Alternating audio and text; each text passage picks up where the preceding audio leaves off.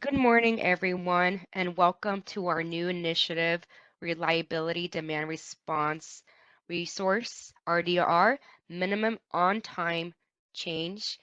Today, we will be going ahead and reviewing what we just posted, the issue paper / draft runner proposal on December 4th. As well, we're going to be going a few items on our agenda. Before we get started, we want to thank everyone for everyone for being here. We had issues this past week with a recent change on the Teller platform, specifically on joining meetings through the Call Me feature. At this time, it's no longer offered, but as we are doing our best, we advise you to join the computer audio and or the dial-in option. And also, you have a unique attendee ID that will connect you to make sure you're registering correctly. At this time, we're actively working with the Teller or event services, and then we will hopefully get something to you early next year to see what we can do to make sure we get that back. If not, something that'll be easier to connect our phone lines to our calls. Other reminders is that this call is being recorded for informational and convenience purposes only. Any related transcriptions should not be reprinted without the ISO's permission. This presentation, along with the other supporting documents in the issue paper and draft final proposal, are located under the miscellaneous stakeholder meetings under reliability, demand, response, minimum on time. The reasoning because this is located there is that we're doing expedited, and also it's a easier spot for us to locate every item that's in this initiative. So it's not part of the roadmap, but we are having this here so that way you can see that. Today, my technical assistance will be provided by Adrian if you do have any issues, but we will do our best if there's any audio questions. We'll make sure you're muted, but also we'll make sure you're unmuted when you're speaking. To ask a question during this call is same as usual. You will have to use the raise hand icon looking on the bottom of the screen or press #2 when you're dialed in through the dial-in feature. The call me option doesn't really work, so disregard that note on this slide. But if you have any questions, feel free to send it to the whole panelist group or to my event producer. For today's objectives, we will be introducing as a team the RDR minimum on-time narrowly scoped policy effort as expedited stakeholder process. As well, we're going to review the proposed policy and tariff changes by Bill Weaver and then other supporting things. Provided opportunity to also obtain feedback from stakeholders from the initiative. So we thank so much for the three organizations, CLICLA, PG&E, and SE for providing those to us on a promptly manner. And so we will be reviewing those comments that were submitted on Monday, December 18th.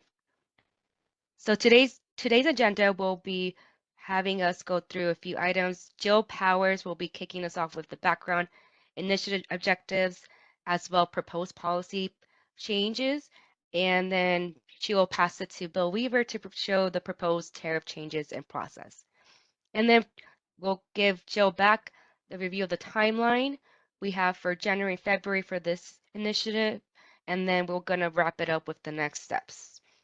Before I hand it off, we have this policy schedule initiative stakeholder process that demonstrates where we're at. So for this proposal development phase, we have posted the issue paper with the draft final proposal on December 4th, and that shows up on this screen. But we also are moving towards the final proposal, and that's where Jill will review that on the timeline later this presentation.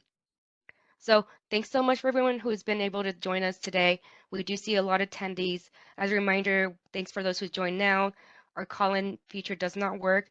We appreciate you being able to join us on computer audio. If you do experience any technical issues, we'll be sending through chat. And then if you have any questions, feel free to send it through chat and then include your full name and affiliation, or your full name and affiliation of what organization you are, so we can know who's speaking. But we'll also be sending the attendee list around 20 minutes out during the meeting, so everyone can know who's on the call and be aware of who's speaking too. But other than that, I think that's the last slide I have here today. I will go ahead and pass it to Jill. She will be on video, and we will go ahead. And let me know, Jill, when to move slides. Go ahead.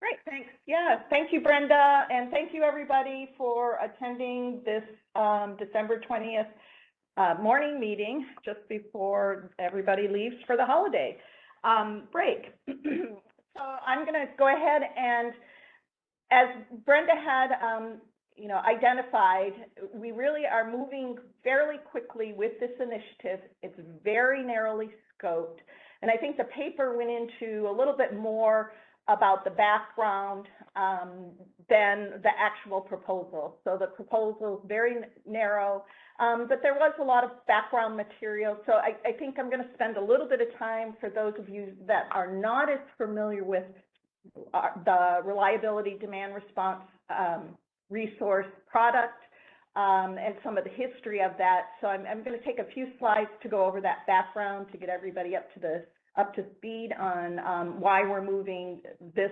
initiative forward and these changes forward in this quick manner. So let's go to the next slide. Really, this goes back to about 2010, where the RDRR policy was developed. And it really was developed after in order to fulfill some terms set out with a CPUC settlement pertaining to emergency triggered demand response programs. So after that settlement, after some proceedings at the CPUC, some decisions about demand response and the different types of demand response programs, the ISO developed the reliability demand response product, a different product than our economic demand response proxy demand resource product. So this is something that was developed with very specific requirements to address the nature of these types of programs. So within the policy, there was a lot of different requirements, but for this particular change that we're looking at within this initiative, it really gets back to the policy and the policy setting some dispatch parameters for these type of resources. And there were three distinct dispatch parameters. One was that the resource needed to reach its full curtailment within 40 minutes. So that would then, the startup had to be within 40 minutes. It needed to have the ability to have a sustained response or a length of dispatch for up to 4 hours per event. And it had to have a minimum on time, or others may hear it as minimum run time. Sometimes I hear it referred to as minimum off time because it's truly a curtailment of no greater than 1 hour. I am using the term minimum on time because that is the description that is utilized in setting this particular dispatch parameter within the California ISO's master file. So I will be using that term. I know others use different terms, so you may hear it intermingled, but minimum on time is the term I'll be using. And again, that requirement was set and still is set that this resource have a minimum on time of no greater than 1 hour. Now, with the original design of RDRR, the ISO operators have the ability to either enable RDR bids for market dispatch within the real-time market, or to, the term force a response through an exceptional dispatch. That was something that was provided under the original terms of the product, of the RDRR product, and that remains until today.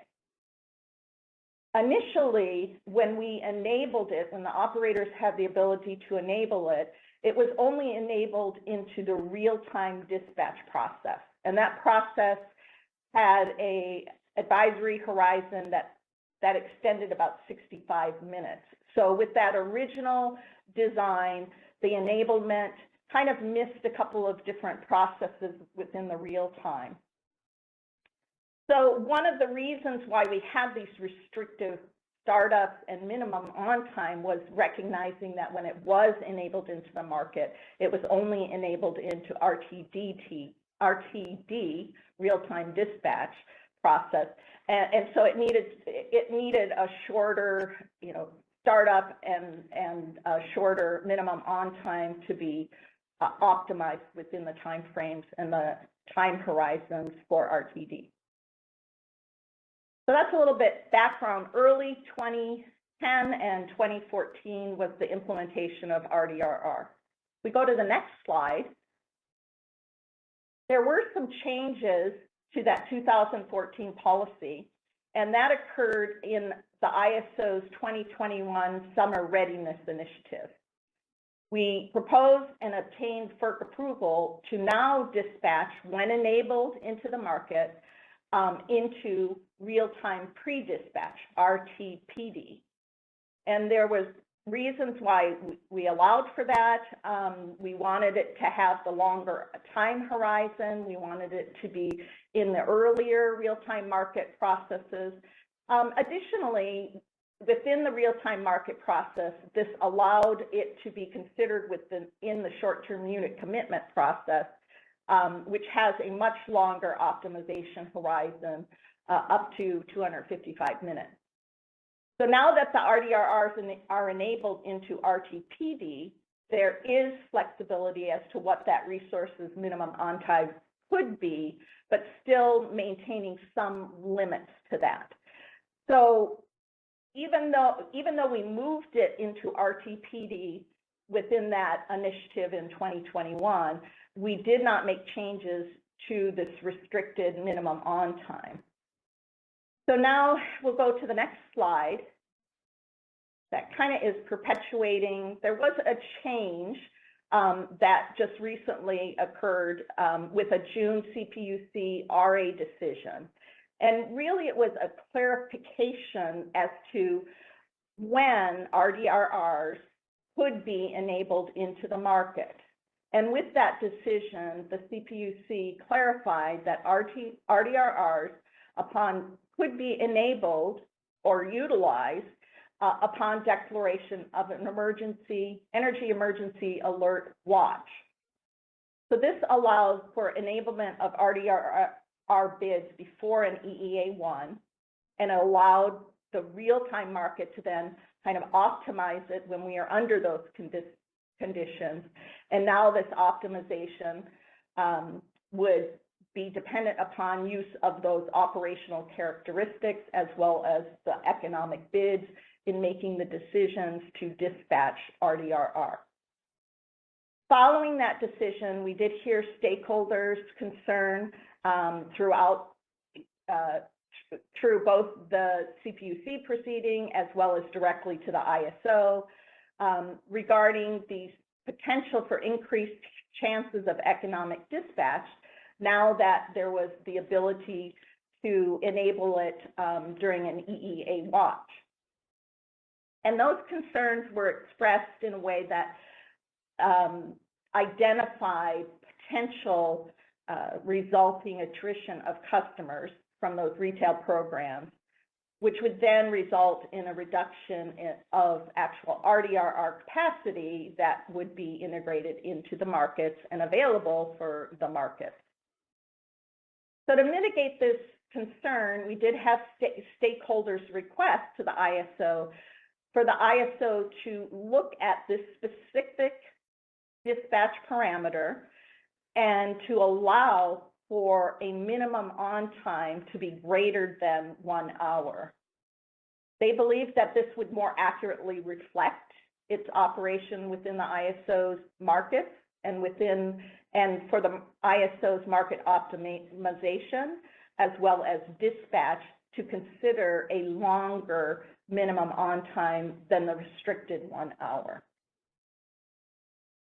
So that's a little bit of the background, and again, that's probably the most, within the paper, that is probably the most extensive type information that is provided, so that you can see kind of the logic where we have, the logic that has occurred over time with the use and the ability for the use of RDRR in the markets, and where we are today, and some changes we're going to be proposing to make for the future.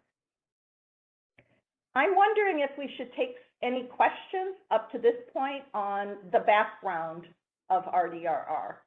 If anybody's new to this and has any questions, Otherwise, we can jump to the next slide and look at the impact to the request of making a change to the minimum on time.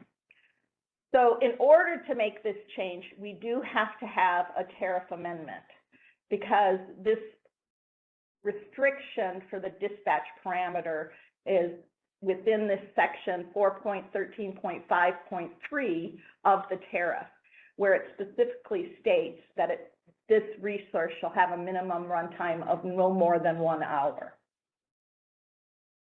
So this tariff change would be required, and that is why we're pursuing, and we've pursued this narrowly scoped stakeholder initiative to develop and propose a new requirement for this dispatch parameter, and to make this change and allow for an extended or longer minimum runtime for these resources. Now, this tariff change impacts the overall RDRR policy. So the ISO staff believes that this policy change and this tariff change, it requires joint authority with both the California ISO Board of Governors as well as the WEIM governing body. So the stakeholder initiative will make the proposal and make the proposed tariff changes, and then we will go before these boards to request the change. And as mentioned earlier, since it's so narrowly scoped, we can really expedite the overall process, get this in front of the board and governing body, and then request the change to FERC within the first part of 2024. Okay, so that's a little bit of the background, as well as how we're proceeding with this initiative. And if we go to the next slide, this is really the objectives as to why we've undertaken this. First and foremost, we believe that this change will provide operational benefit by more accurately reflecting the RDRR's minimum on time in the markets during these stress conditions. Secondly, we do want to maintain our preferred operational dispatch order of RDRRs, which was directed by the ISO, which was directed by the CPUC, allowing the ISO to utilize them upon declaration of a day of emergency alert watch, or when the day ahead energy emergency watch persists in the day of. And thirdly, we're undergoing this initiative to mitigate those concerns. While we recognize it won't resolve all the concerns from our participants, but we're hoping that it will mitigate the concerns of the participation in the retail programs that have been integrated as RDRRs, and in attempt to retain the capacity that those RDRRs currently provide during the critical periods of time.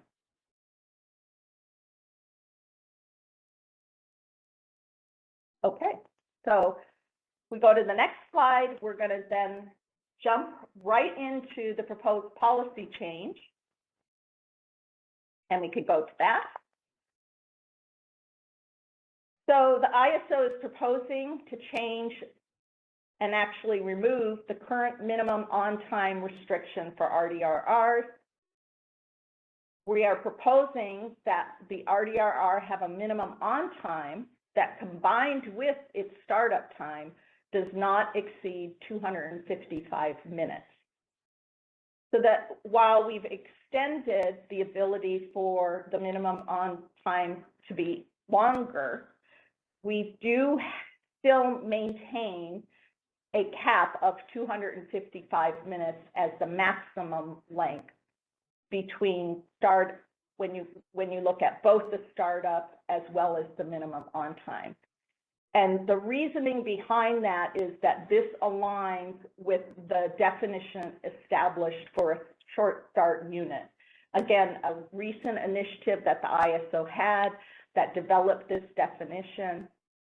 So we're aligning RDRRs with this definition as it pertains to the startup and minimum on time. This will ensure that RDRR's minimum on time remains recognized in the short-term unit commitment process.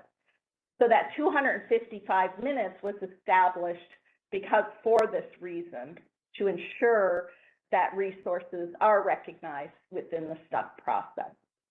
Now, I want to emphasize that it's recognized within the process, and I want to emphasize this particular point because I think based on the comments we received on Monday, the paper had identified that it would be committed, that it could remain committed within this short-term unit commitment process. But what it actually does, it is dispatched within RTPD, but this allows for this longer minimum on time to be recognized within the STUC process. Additionally, this definition or this new definition this new requirement definition allows for flexibility as to how the resources minimum on time can be characterized. So we're not specifically requiring a 4-hour minimum on time, 3-hour minimum run on time, 2-hour minimum on time. So there is some flexibility as to the establishment of what that resources minimum on time is. And the fact that it will be dispatched still within RTPD. However, it will not be committed in STUC, but it will be recognized, this longer minimum on time would be recognized as other units are being considered for commitment. So again, just wanted to emphasize dispatch remains in RTPD, that RDRR won't be committed in STUC, but STUC will recognize the minimum on time in the overall process of consideration of other unit commitments. Hey, Joe, we do have a raised hand. John from SCE, Okay. Go ahead. This is John from Southern California Edison. I have a question regarding the STUC process. For the RDRs to be considered, does it have to be enabled first in order for it to be considered, or is it just considered and then it's enabled only when it's ready for dispatch? That's the first question. My second question, sorry. And then my second question would be whether or not how the startup time is incorporated in the 255 minutes, because I believe the 255 minutes includes the startup time as well as the minimum on time. So currently right now, the startup times are hard coded if you have the 15-minute and 60-minute option. And it's not really utilizing the startup time in the master file. So I'm just wondering if you could clarify that. It wasn't in the proposal. So.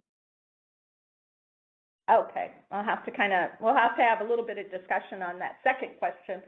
Now I have to go back. The first question was enablement.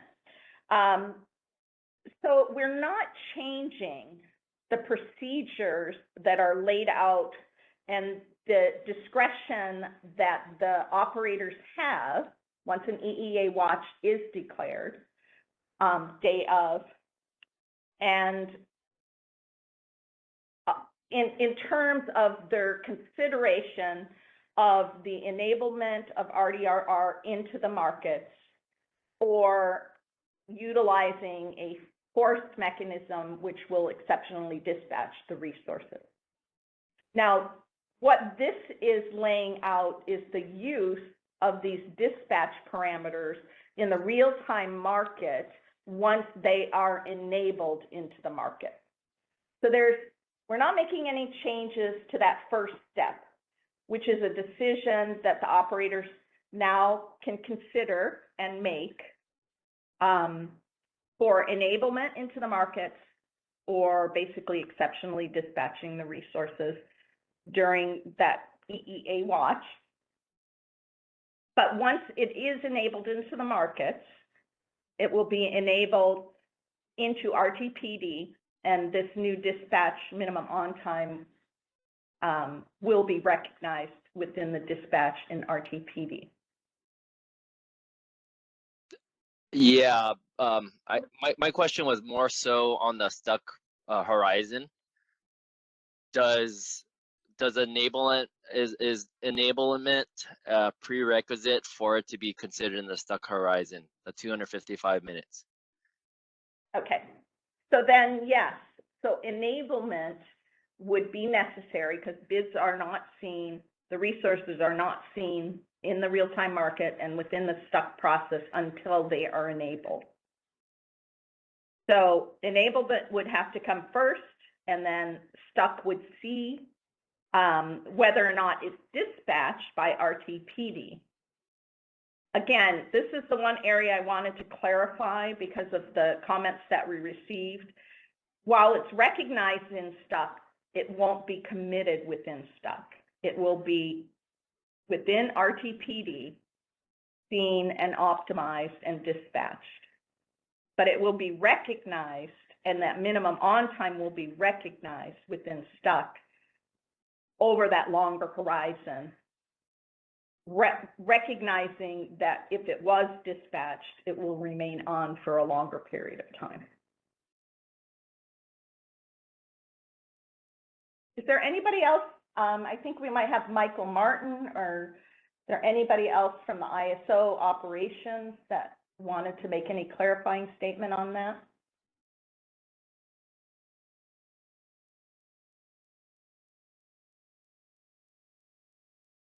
Okay, I think we're good. I think this is, was there any follow-up on that particular answer? Not at this moment. Okay. So yeah, Now, regarding number 2, yep. Now, yeah, you mentioned a hard-coded startup.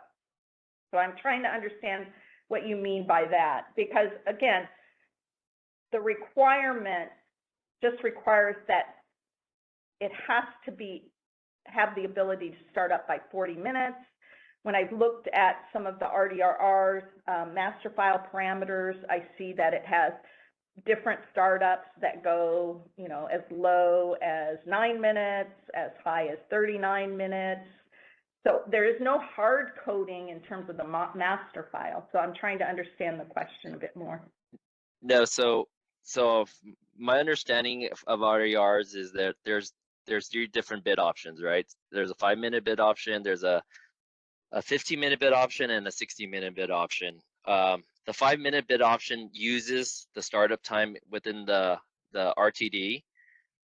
However, the 15 and 16 minutes, it's actually a hard-coded startup time.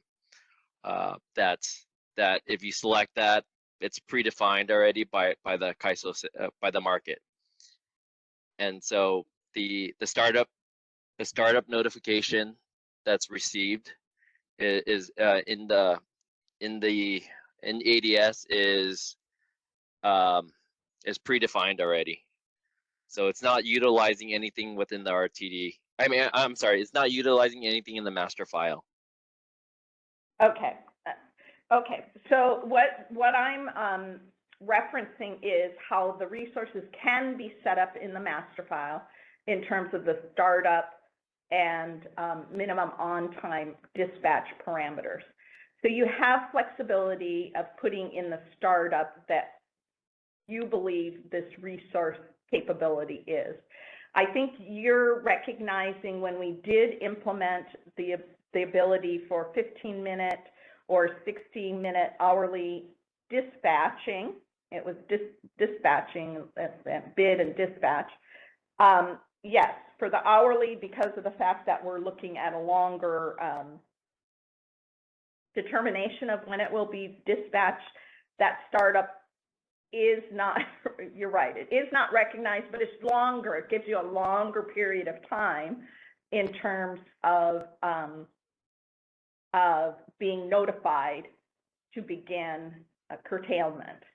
So it doesn't really affect what we're discussing here in terms of how you set up the resources startup and minimum on time. So you still have flexibility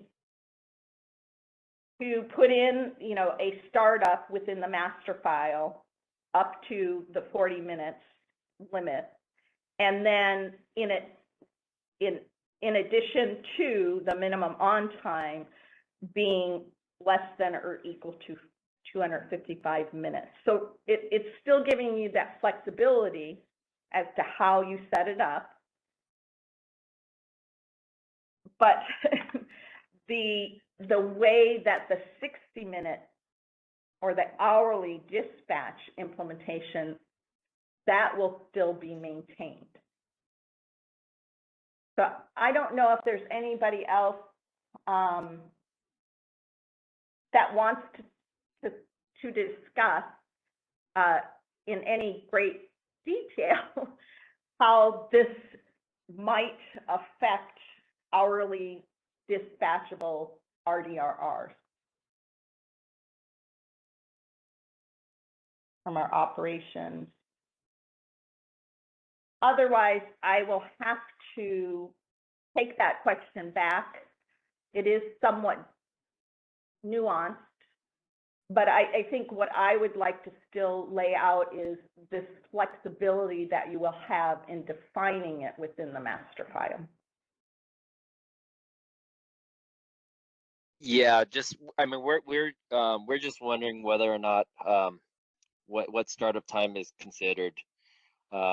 It's just not clear. If we select the 5-minute right now, the 5-minute uses the RTT. I mean, the master file. The 5-minute bid option uses the master file, whereas the 15 and 60 don't. So we're just trying to figure out what's going to be used. But yeah, we could take this offline. I could send you an email of my question. Yep. Yeah, I think I do want to clarify. We're not making a change to how it's considered, how the master file parameter is considered when you make a determination of it being a 15-minute or hourly dispatchable RDRR. So that's going to be maintained. What is changing is your ability to set the resource up with a longer minimum on time if you choose to. I think that's where I really want to stress that point. This initiative will not make any changes to how the startup within the master file is utilized when it's an hourly dispatchable resource. Yeah, I understand that. We could take this offline. I'll shoot you an email. Yep. I understand that has been brought up as an issue. One thing that would be helpful is to identify that in subsequent comments to today's stakeholder call. I have been within the comments template requesting, again, recognizing this is a very limited scoped initiative. If there are any other enhancements, I think what you're bringing up and something that I'm aware of, an enhancement that you might like to see for RDRR outside the scope of this particular initiative, you know, you're welcome to submit that. And I'm taking that information and bringing that into our initiatives catalog process as well as road mapping for future initiative enhancement. So great. Thank you for that. Thank you.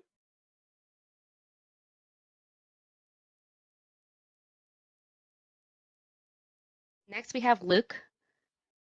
Go ahead, please introduce yourself, Luke. Oh, we just, Chugas. there Can you you go. hear me? Yes. Hi, good morning. My name is Luke Chugas. I'm a consultant for the California Efficiency and Demand Management Council. Jill, thanks so much for this opportunity to speak with you all about this. First of all, I want to say that the council has submitted comments on Monday, and I noticed that they're not posted. I forwarded them to you just prior to this stakeholder call. So no big deal, but I just want to make sure that you know that we had responded as well. I have a few questions, and I'll just do one at a time. The first one is I'm still a little bit not clear about the definition of minimum on time versus minimum run time. So because maybe I'm not paying attention closely enough, but it sounds to me the minimum run time is the combined startup time and minimum on time. No, the minimum run time and minimum on time and sometimes minimum off time are all interchangeable. It's really a parameter, and I think I even put it into the appendix of what minimum on time definition is. So I've been just in this initiative really trying to utilize the description that is used in the master file to describe the minimum amount of time that generating unit must stay online after starting up and reaching pin prior to being shut down. No, okay, yes. So for a DR resource, minimum amount of time the DR resource can maintain a curtailment once called to be curtailed. Okay, so that sounds to me that includes the startup time as well then. It does not, because there is separate startup.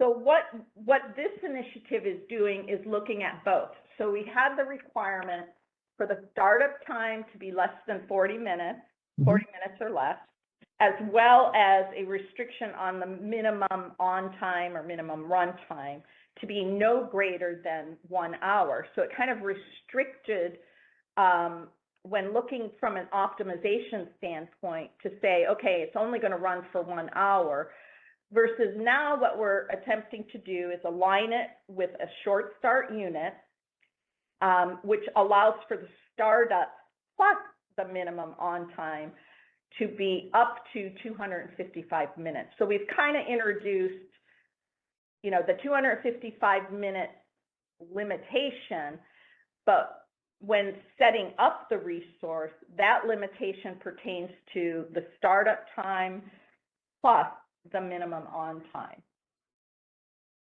Okay, that answered my question. Thank you. And then another clarifying question, and forgive my ignorance on like the minutia of the ISO's operational processes, but so clearly this would apply to economic dispatch of RDRRs, but would this also apply to exceptional dispatch as well? The minimum on time would be recognized in an exceptional dispatch. Yes. Great, thank you. I think that's all I have. Thank you so much for these responses. I appreciate it. Okay, thank you.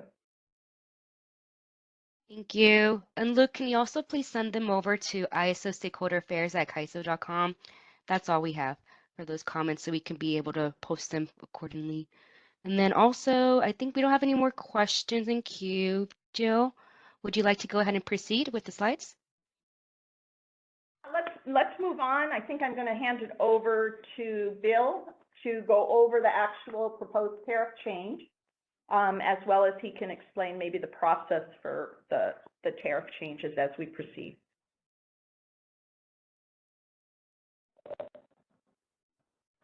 Thanks, Joe. We have another slide. Right, so here's the proposed tariff change. You'll see, and this kind of gets onto what a lot of previous questions have discussed first. You know, what all is included in what we're talking about in this proposal. I would literally supplement Jill's response on minimum runtime to note that minimum runtime expressly refers to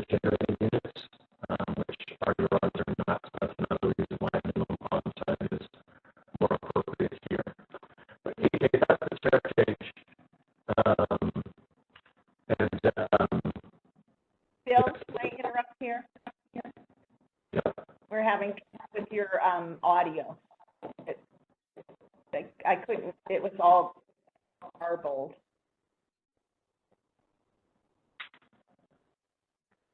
I don't know, is this any better?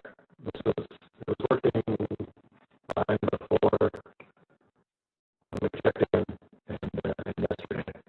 Can you hear me okay now? Still really bad. Do you have your computer audio turned on? If not, if so, disconnect.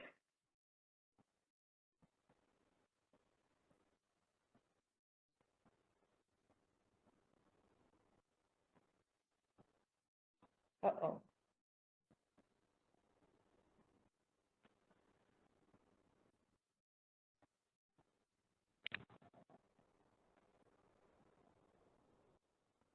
I think Adrienne, can you see what?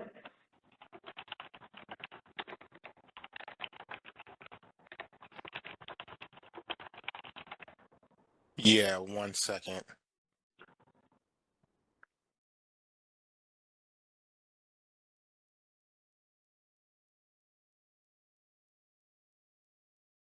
I don't know if it's just his or not, but he's connected to WebEx. Maybe you can try and log off and log back on WebEx. Hey, Joe, can you cover for this part? If not, we can move on. If anyone has any questions, they can email us at ISO Stakeholder I can go Affairs. ahead. Go ahead.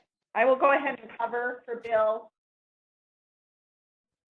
Bill does much better at this, but I can go ahead and identify the change. Although someone needs to mute. Okay. So getting a little bit of feedback. But within the paper, we did identify this particular section within the tariff that had the restricted minimum runtime of no more than 1 hour. So again, getting back to how we're trying to align this with a short start unit of having both the combined startup time and the minimum on time less than or equal to 255 minutes. So again, it's identifying some flexibility as to how you're establishing both that startup, although the startup restriction of 40 minutes is maintained, you know, being able to reach its maximum within 40 minutes, but the minimum on time can be up to the full 255 minutes if there is no startup time, or it's the combination of the startup and minimum on time. So this is how we've made the change to give this flexibility within the tariff and not have the restriction of 1 hour. The only other thing we're identifying within this is that we are proposing to request this tariff modification. If we get board, ISO board and governing body approval at the February board, we'd like to work very quickly, put this in front of FERC within early next year so that we could have this capability effective by summer 2024.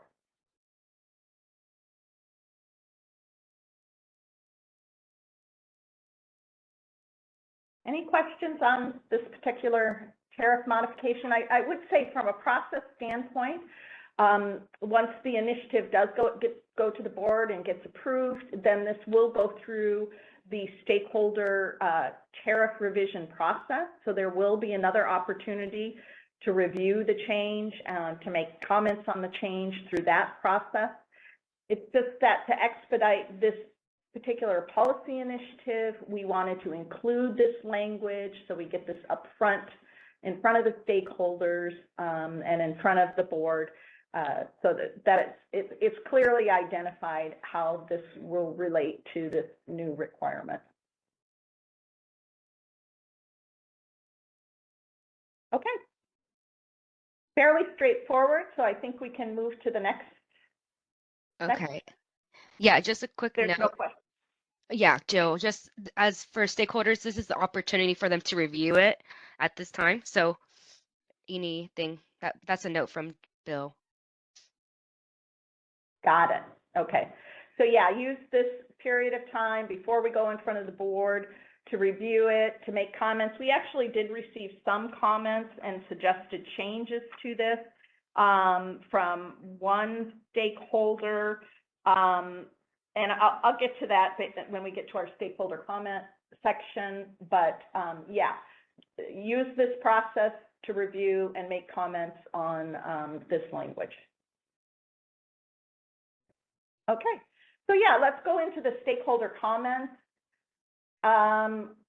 Luke mentioned that he did submit some. I haven't reviewed those, so I will take the time to review that. If you can make sure that you send that to us. I think we did not receive it in the stakeholder inbox.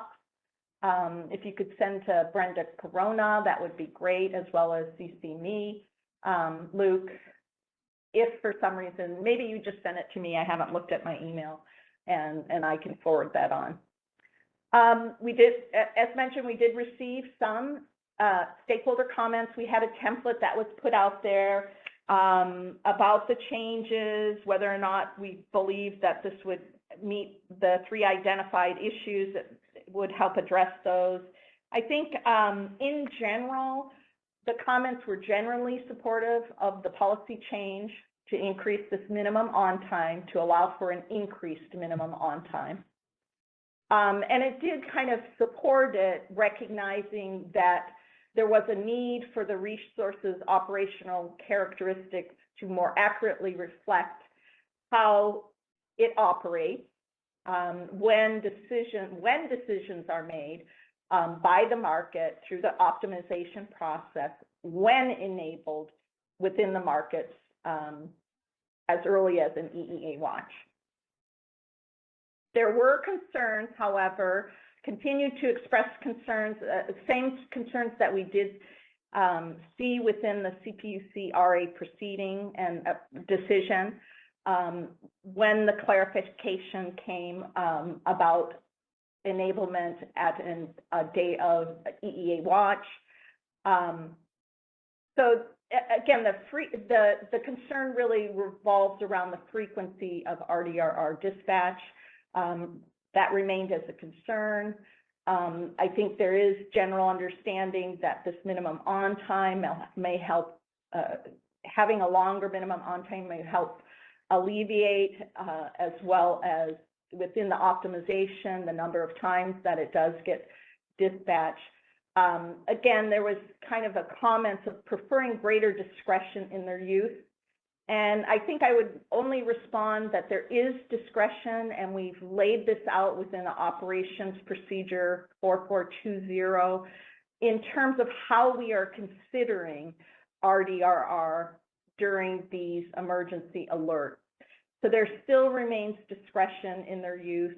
The wording within the operations procedure lands on can or could consider its use, could consider enablement, can consider exceptional dispatch as you get into the higher alert. So there is, I just want to kind of lay out, there is discretion, and if you haven't had a chance to look at the operating procedures recently, there has been changes since the decision, and it does really provide discretion as to its use, even in an EEA watch. There was also some comments about a longer dispatch, and so the minimum on time being longer, there were discussion and concern about, you know, it's being dispatched more frequently, and when dispatched, it would be on for longer. I think the way that I would respond to that is the fact that we're not laying out what that minimum on time should be, that it has to use the full 255 minutes. The 1 hour minimum on time can remain if that's really how that resource needs to operate. So again, the discretion here is with the scheduling coordinator as to how that resource is set up within the master file, and these operating parameters are set up within the master file. All that this initiative is attempting to do is just to give some flexibility and to not restrict it to being 1 hour, but allowing it to be greater than 1 hour if that's how these RDRRs are actually operating, how the underlying programs are operating. And additionally, within that comment, there was some modifications requested or suggested for the tariff language that was identified or presented, proposed within the paper. And the language, however, that was proposed identified or was establishing, again, more of an operational procedure as to how these resources could be committed or dispatched during an EEA watch. I believe, and we will, again, I think Bill will address this in terms of its requested modification, additional, when we get into the actual tariff change process, that any kind of indication as to when it should be dispatched or when it should be enabled really is better served in the operating procedure. And in fact, recently, in the last few years, we made changes to the tariff to actually point to the operating procedure as to the dispatch order of RDRR. So the preference is not to have it identified within a tariff, but for dispatch order or discretion of dispatch order, for that to be within the operating procedures. So again, for those stakeholders that are concerned, still concerned with the ability, the enablement, and the exceptional dispatch capabilities of RDRR and when that can occur, I would point to the operating procedures so that you can see that there still is a lot of discretion that is available to our operators as to when they decide to enable these into the market. Okay, I think that somewhat covers the stakeholder comments that we received to date. We will look over any that additionally come in and that have come in or may come in after this call. And I think that's it for stakeholder comments, unless others on this call would like to make comments. Yeah, just a quick note. There will not be any tariff change process. This is it, and so we'll address it at the next paper. Just confirming that note from Bill. Got it. Thank you. Okay, we do have a question, John. You will be unmuted from SCE. Hi, Jill. Just want to make you aware that SC did file comments as well on Monday when it was due. We don't see it posted, so just want to make you aware of that. In our comments, we do have some enhancements that we think will be valuable for the 3 issues that you've mentioned in the proposal that would help solve it. So we think the enhancements will greatly improve these RDRs to be modeled in the market. So that's just one comment. I know, and I wanted to respond to your comment about submitting these enhancements in the catalog process. So last year we did submit these enhancements in the catalog process, and KAISO responded and said that they're not taking any RDRRs or demand response enhancements. So I just want to make you aware of that we have tried doing that and they were never included in the catalog. So we're at a point where we don't know where it is, where to submit these. I know you've had some discussions with SE folks on these enhancements, and so it's kind of going back and forth where we don't know where it's going to be submitted or accepted. So just thought I'd let you guys know. But yeah, regarding those enhancements, if stakeholders are interested, please look at our comments to see what those enhancements are. We think it would greatly improve these resources. So thank you. Okay. Thank you for that. I am definitely taking comments to those that are maintaining the catalog process. Again, you may have submitted those last year or prior years. There is new processes that have been developed. So yeah, we'll just make sure we keep bringing those forward.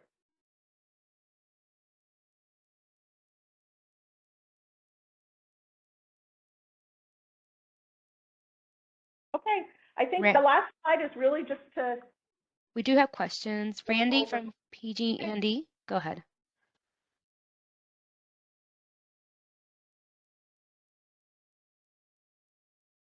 Hi, Jill. Can you hear me? Yes. Hi, Jill. This is Randy Chu from PG&E. I had a question more from the kind of operational perspective.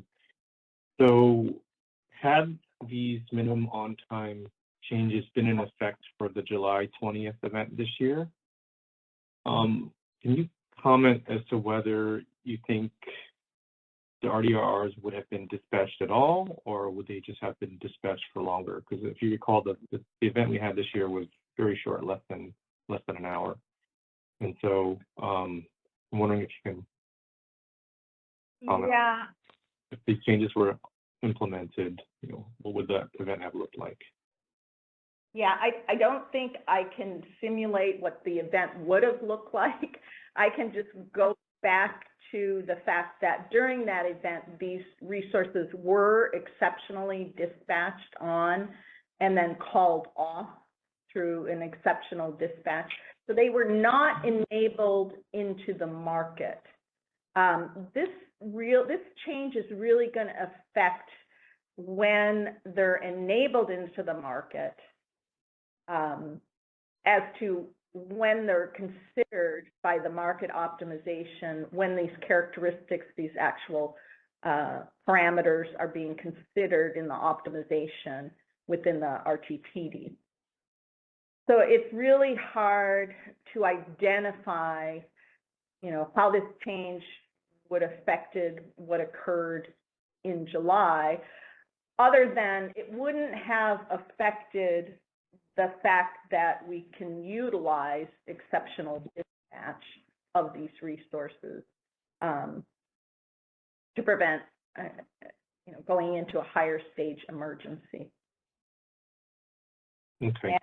And we do have some operations folks on the line. I don't know if there's anybody that wants to address, or it is very hard to speculate. The operators, sure, they recognize that they had these resources available. I think there was a report on particularly, everything that was occurring during that period of time. They knew that they were available. They knew they had exceptional dispatch force capabilities for these resources, and they utilized it. I will say that in my work on this initiative, I wanted to make sure that in the exceptional dispatch that these minimum on times were recognized and would be maintained. So that's one thing that we're going to ensure, that with this minimum on time change, that they will be recognized when exceptionally dispatched. So that might be somewhat of a change to what we saw in this past summer. We okay, do have yeah, that's cool. Tricia. I think our customers at PG&E would appreciate the minimum. I do have Tricia Johnston, who is online, and she can answer a little bit more. Go ahead, Tricia. Can you hear me okay? Yes, you're very clear. Okay, good. It's the computer audio, so I always wonder. So yeah, I think as you said, Jill, it is hard to speculate, right? But I think it depends what the operators are facing with the grid conditions at the time, right? So are they seeing something that they expect they're going to be through that event within the next hour? Or do they expect that the event's going to be extending out over multiple hours? So if there are resources that have shorter minimum on time, it's likely they would enable or force, you know, the ones that had those shorter times, but not necessarily all of them if they didn't think they were going to need all of it for you know, let's say 4 hours. So hopefully that helps, but that's part of why we've got that operator discretion. So it's really important, I think, that those characteristics get set up correctly in the master files so the operators have that information around what's available to them and for how long when they're making those decisions.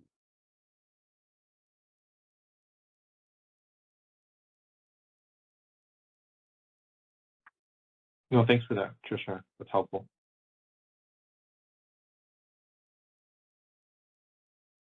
Okay. Any other questions, Brenda? No questions at this time. We can go ahead and move on.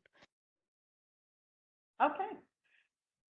So my last slide is really just to go over, you know, this timeline. And as we expressed from the very beginning, we're moving very quickly with this because it's so narrowly defined. Still requires us to do the full stakeholder process because of the requirement to get in front of the board and governing body. So we published that paper, so you have that. Comments they were due on the 18th. I think we will, you know, accept anything up to maybe end of day today because we're having this stakeholder call. There might be some additional comments that people might want to make.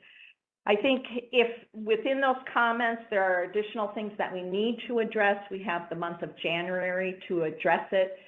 I'm starting to consider finalizing, making some corrections, more clarification within the published paper.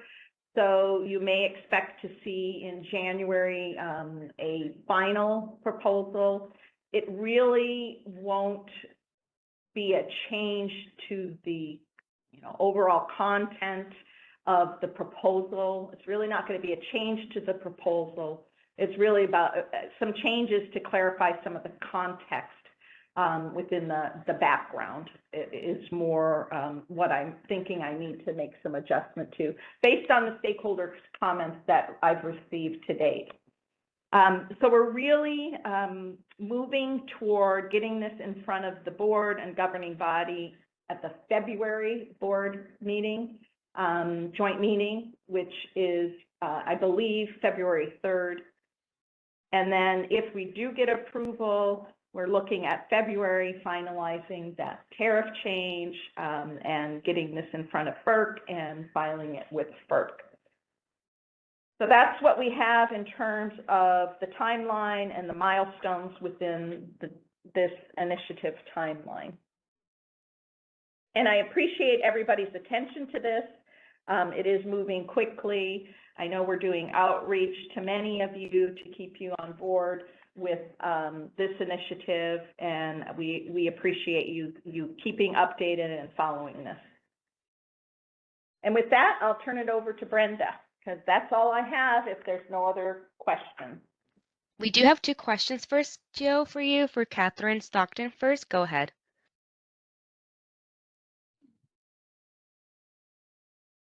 Hello, Catherine. Yeah. Hi. So, hi, I'm Catherine Stockton. I work for Energy Division at the Public Utilities Commission. I understand that this will give reliability DR resources more time from when they're notified by CAISO from when they have to be dispatched. And I'm wondering, and this, my question might also be a question for more for DR providers and scheduling coordinators. But I'm wondering if it would be useful to kind of any kind of increased flexibility for PDR resources. I know they're structured differently, but you know, understanding the operational needs of a lot of DR resources are still behavioral, so additional time is helpful. But yeah, that's kind of what I've been thinking about.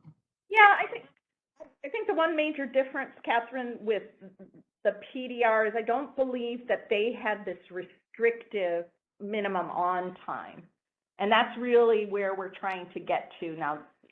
You know, maintaining a shorter startup because of the fact that it's RDRRs are only utilized within real time, unless they're participating in day-ahead market. But the majority are only available in real time, only available, you know, when enabled. So really, the focus here with this change is more on its, you know, how long it's curtailing or how long they're telling us they need to curtail for that minimum amount of time for the optimization to consider. PDRs did not have that restriction. And most of our PDRs, yeah, are coming into the market in the day-ahead time frame. So they don't have the, you know, we didn't need the restricted startup minimum on time for PDRs.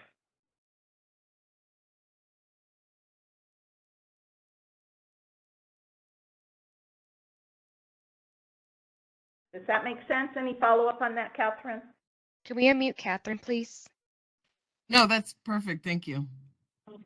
Okay, great. Thanks. Next, we have Erica Keating. Go ahead. Your line will be unmuted.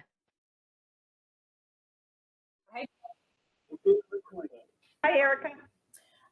Quick question. So if I just want to make sure that I understand what would happen in real time.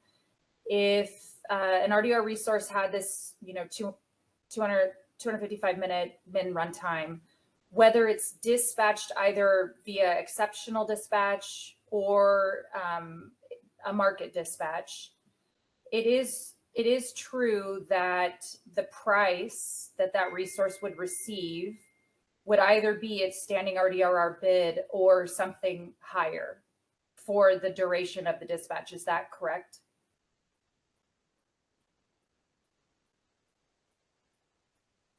That I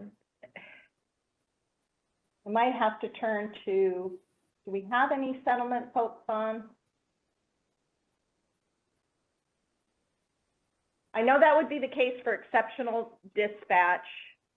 There is some nuance here, Erica, that, and maybe this is something that, you know, I include within the paper, and in this next round of the paper, to identify how this 255 minimum runtime, if optimized and dispatched within RTPD, my understanding, it would receive its bid price, as well as if it is exceptionally dispatched, it would receive its bid price.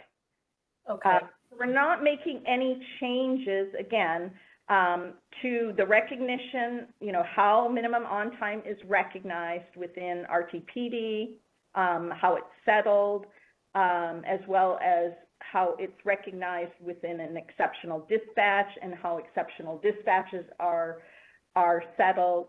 It's just, you know, allowing for that longer period in which it's running. Again, is there anybody online that? Yes, this is Robert Boudreau from MSDC.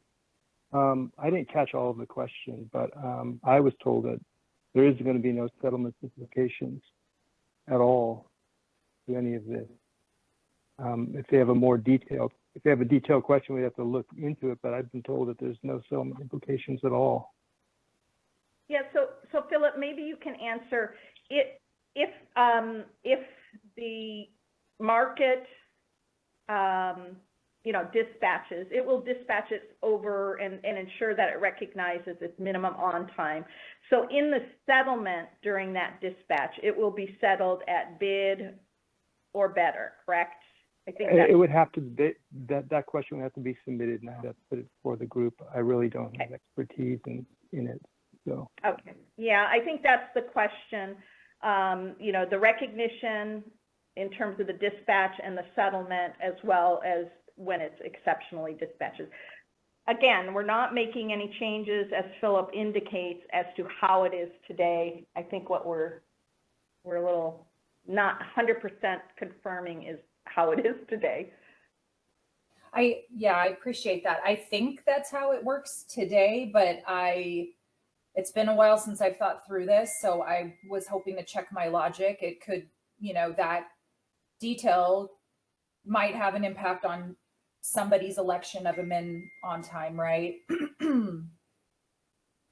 Yeah, and there is, you know, there is some nuance there. I mean, it was brought up earlier, I think from somebody from SCE, that from John, maybe, that, you know, now that we have, and there's been other enhancements, now that we have the ability to be 15-minute dispatchable or hourly dispatchable, there were changes as to the, you know, how it would settle based on those options. So I think we have to look at, you know, it's just not one answer, it's looking at multiple scenarios as to how these resources are set up and the options that they're taking, if they're discrete, if they're non-discrete, if they're 5-minute, if they're 15-minute, or if they're hourly dispatchable. Those all have an interplay with that minimum on time as well. And those all have slightly different settlement implications. All I can really confirm is we're not making any changes as to how that settlement occurs today, even with a longer minimum on time.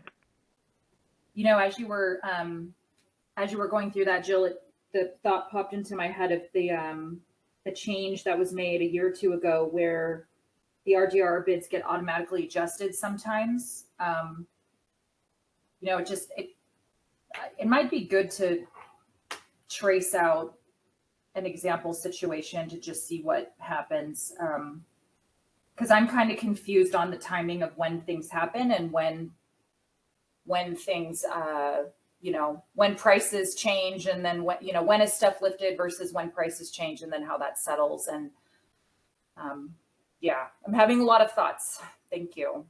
Yeah, I think, and others can confirm again for me, that when we're utilizing a minimum on time, it is, you know, getting the optimization is looking at that bid when it's enabled in the market. It's looking at that bid, it's recognizing its minimum on time, and it's making a decision as to whether or not it should be dispatched, recognizing that it's going to be running and it's going to be paid its bid for that period of time.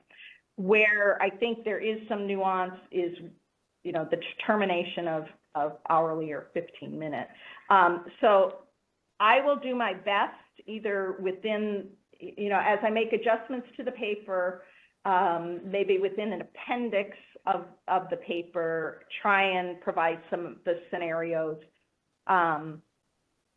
you know, those different types of scenarios to clearly identify the settlement implication. Appreciate that comment. I think it's always good to give more information than less, so I will include that in my next paper. Thank you.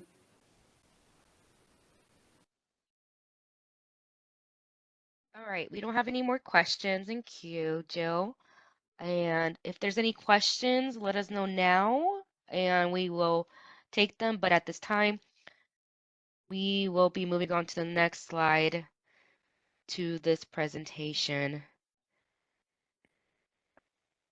And that's where I will introduce just a quick energy blog matters for this meeting. And we are featuring this WEIN governing body for 2 positions to be filled for 2024. And then we do have a 2023 year in review to go through all the different types of things that were published in the 2022 through 2026 strategic plan. And then for reference, for those who are on the call, we did send out that link Please feel free to send those comments to ISO stakeholder affairs at kaizo.com. Please make sure don't include the S at the end of the stakeholder. We might have put that there, but make sure just send it to the standard email that we have on file. And if not, send them to myself. I will make sure to reroute them and get those posted as soon as possible. And the miscellaneous page also includes the other comments. But other than that, I don't see any more questions. Thank you so much, Joe. You did a great, fantastic job today. I know, Bill, we had a few technical issues, but he did a rest to provide that support. And then thanks so much, Patricia, for jumping in, and Philip, too, from MSDC. Thanks so much for the ISO staff, and great questions from everyone. We appreciate those comments as we continue on with this expedited initiative, which I mentioned the wrong word earlier. So expedite this initiative for this meeting. But other than that, I would like to wish everyone happy holidays and stay safe and stay well. And then we will be expediting this recording as well to get that posted sooner. That way everyone can see it and review it and in good time under miscellaneous, and it'll also be on YouTube. So feel free to subscribe on there too. But other than that, let's go ahead and close our meeting, Adrian, and thanks so much for everyone for joining, and happy holidays. Thank you, Brenda. And that concludes our conference.